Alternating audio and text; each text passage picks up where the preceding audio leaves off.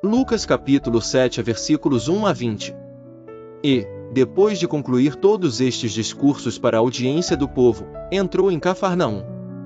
E o servo de um certo centurião, o qual era muito estimado por ele, estava doente, e à morte.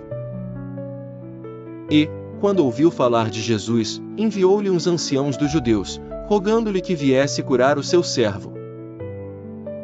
E, chegando eles junto de Jesus, rogaram-lhe muito, dizendo: é digno de que lhe concedas isto, porque ama a nossa nação, e ele mesmo nos edificou a sinagoga. E foi Jesus com eles, mas, quando já estava perto da casa, enviou-lhe o centurião uns amigos, dizendo-lhe: Senhor, não te incomodes, porque não sou digno de que entres debaixo do meu telhado. E por isso nem ainda me julguei digno de ir ter contigo. Dize, porém, uma palavra, e o meu criado sarará. Porque também eu sou homem sujeito à autoridade, e tenho soldados sob o meu poder, e digo a este: vai, e ele vai, e a outro: vem, e ele vem, e ao meu servo: faze isto, e ele o faz. E, ouvindo isto, Jesus maravilhou-se dele, e voltando-se, disse à multidão que o seguia: digo-vos que nem ainda em Israel tenho achado tanta fé. E, voltando para casa os que foram enviados, acharam são o servo enfermo. E aconteceu que, no dia seguinte, ele foi à cidade chamada Naim, e com ele iam muitos dos seus discípulos, e uma grande multidão. E, quando chegou perto da porta da cidade, eis que levavam um defunto, filho único de sua mãe, que era viúva, e com ela ia uma grande multidão da cidade.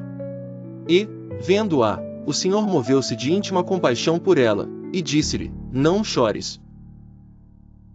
E, chegando-se, tocou o esquife, e os que o levavam pararam, e disse: jovem, a ti te digo, levanta-te. E o que fora defunto assentou-se, e começou a falar. E entregou-o à sua mãe. E de todos se apoderou o temor, e glorificavam a Deus, dizendo: um grande profeta se levantou entre nós, e Deus visitou o seu povo.